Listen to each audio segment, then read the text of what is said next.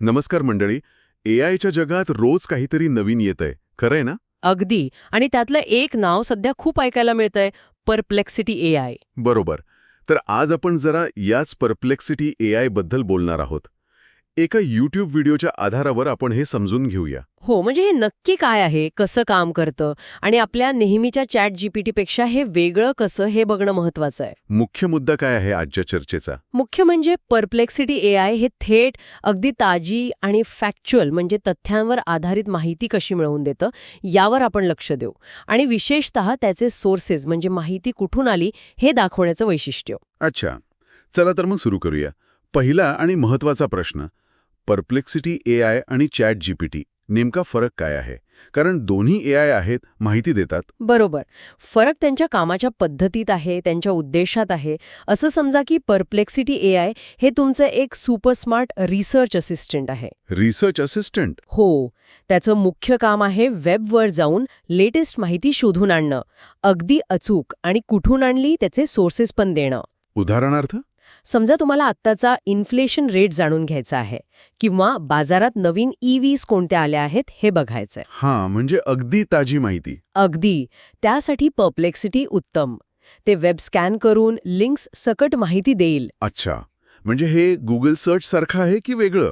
गुगलला पर्याय नाही म्हणता येणार, पण माहिती शोधण्याच्या पद्धतीत खूप पुढचं पाऊल आहे. कारण ते फक्त लिंक्स देत नाही, तर माहिती एकत्र करून सारांश रूपात सोर्स सकट देतं. आणि मग चॅट जीपीटी? चॅट जीपीटीची खासियत वेगळी आहे. ते आहे जनरेशन आणि ॲनालिसिसमध्ये. म्हणजे कंटेंट तयार करणं, विचारमंथन करणं, ईमेल लिहिणं, कविता करणं, माहितीचं सारांश बनवणं. हां, क्रिएटिव्ह कामांसाठी जास्त. बरोबर. किंवा मिळालेल्या माहितीवर विचारविनिमय करायचा असेल, एखादी क्लिष्ट गोष्ट सोपी करून समजून घ्यायची असेल, तिथे चॅट जीपीटी जास्त उपयोगी पडतं. ते जास्त संवादी आहे. म्हणजे परप्लेक्सिटी फॅक्ट्स आणि सोर्ससाठी, तर चॅट जीपीटी क्रिएशन आणि आयडिएशनसाठी. बरोबर. अगदी तंतोतंत. आणि एक महत्वाची गोष्ट सांगायची राहिली. कोणती? सध्या भारतीय वापरकर्त्यांसाठी ना एअरटेल थँक्स ॲपमध्ये एक ऑफर आहे. अरे हो, मी ऐकलं होतं. परप्लेक्सिटी प्रो मोफत मिळते म्हणून. हो, बरोबर. 1 वर्षासाठी प्रो आवृत्ती मोफत मिळतीये. ब्रॉडबँड, प्रीपेड, पोस्टपेड वापरकर्त्यांसाठी आहे बहुतेक. ॲपमधल्या क्लेम सेक्शनमध्ये जाऊन तपासता येईल. नक्कीच बघायला हवा. तर आता परप्लेक्सिटीच्या आत डोकावूया. तुम्ही म्हणालात सोर्सेस हे त्याचं वैशिष्ट्य आहे. हो, हेच त्याला खास बनवतं. तुम्ही त्याला सांगू शकता की माहिती कुठून हवी, फक्त वेब की अकॅडमिक म्हणजे संशोधन पत्रिकांमधून. अकॅडमिक पण म्हणजे रिसर्च पेपर्स वगैरे? हो, अगदी. स्प्रिंगरसारख्या डेटाबेसमधून पण शोधतं. किंवा मग सोशल म्हणजे रेडिटसारख्या प्लॅटफॉर्मवर काय चर्चा चाललीये हे बघायला. किंवा फक्त फायनान्स, आर्थिक जगतातल्या रिपोर्ट्ससाठी. अरे वा, म्हणजे आपण सोर्स फिल्टर करू शकतो. हे तर जबरदस्त आहे. आहे की नाही. आणि याचं एक उदाहरण पण आहे.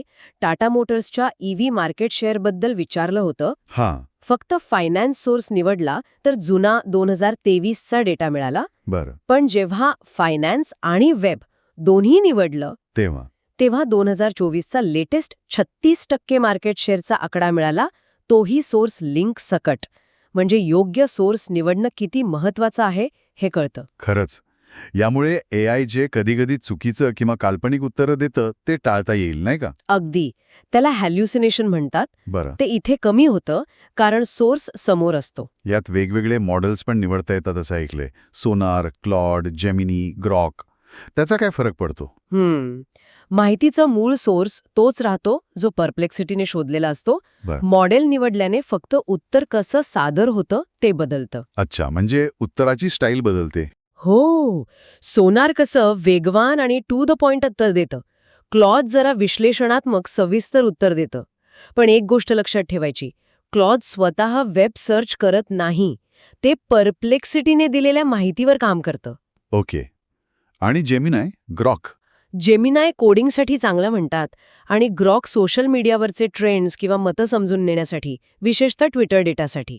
समजलं. म्हणजे माहिती तीच, पण तिचं पॅकेजिंग वेगळं, आपल्या गरजेनुसार. या पलीकडे अजून काय खास आहे? एक डीप रिसर्च नावाचा पर्याय आहे. डीप रिसर्च नावावरून वाटतंय काहीतरी सखोल असेल. हो, जेव्हा तुमचा प्रश्न खूप कॉम्प्लेक्स असतो ना, ज्यासाठी अनेक वेबसाईट्स, रिपोर्ट्स बघून विश्लेषण करावं लागतं, तेव्हा हे वापरायचं. उदाहरणार्थ समजा प्रश्न आहे, भारतात EV घेणं पुढच्या 5 वर्षात पेट्रोल कारपेक्षा खरंच फायद्याचं ठरेल का? आता याचं उत्तर देण्यासाठी कितीतरी गोष्टी तपासाव्या लागतील. किंमत, चार्जिंग, मेंटेनन्स, सरकारी नियम. बरोबर. खूप मोठा विषय हा. तर डीप रिसर्च हेच करतं. ते जास्त सखोल जाऊन माहिती गोळा करतं आणि मग एक विस्तृत उत्तर तयार करतं. अर्थात त्याला थोडा वेळ लागतो. पण उत्तर जास्त चांगलं मिळत असेल. आणि स्पेसेस म्हणून पण काहीतरी आहे. स्पेसेस म्हणजे तुमची स्वतःची एक छोटी रिसर्च लायब्ररी तयार करण्यासारखं आहे.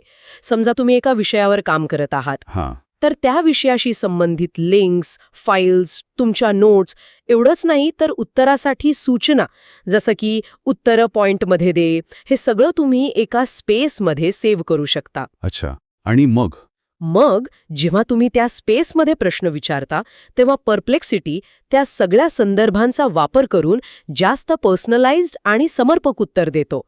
हे तुम्ही टीमसोबत शेअर पण करू शकता. अरे वा, हे तर खूपच उपयोगी आहे. म्हणजे फक्त माहिती शोधायची नाही, तर ती व्यवस्थित ऑर्गनाइज करून त्यावर पुढे काम करायला पण मदत होते. अगदी. याशिवाय व्हॉइस मोड आहे, बातम्यांसाठी गुगल डिस्कवर सारखं डिस्कवर टॅब आहे, इमेज जनरेशन आहे डॅली वगैरे वापरून, आणि पर्सनलायझेशन सेटिंग्स पण आहेतच. पण मला वाटतं सोर्सेस, डीप रिसर्च आणि स्पेसेस हे परप्लेक्सिटीचं खरं वेगळेपण दाखवतात. बरोबर. थोडक्यात काय तर परप्लेक्सिटी AI हे माहितीच्या महापुरात एक विश्वासू दिशादर्शक ठरू शकतं. विशेषतः जिथे अचूकता, लेटेस्ट माहिती आणि सोर्स महत्वाचा आहे, तिथे हे खूपच प्रभावी आहे. निश्चितच. तर मंडळी, एकंदरीत परप्लेक्सिटी AI हे एक पॉवरफुल टूल वाटतंय, जे फक्त उत्तरं देत नाही, तर ती कुठून आली हे पण सांगतं. हो, आणि जाता जाता एक विचार येतो मनात. काय? ज्या प्रकारे परप्लेक्सिटी थेट वेबमधून सोर्स सकट आणि वेगवेगळ्या प्रकारची अकॅडमिक, फायनान्स माहिती खेचून आणतोय, ते बघता भविष्यात आपण माहिती कशी मिळवू, पारंपरिक सर्च इंजिन्सचं काय होईल, किंवा असे AI जे सोर्स देत नाहीत त्यांचं काय? हा विचार करण्यासारखा मुद्दा आहे खरंच. याचं उत्तर कदाचित आपल्याला लवकरच मिळेल.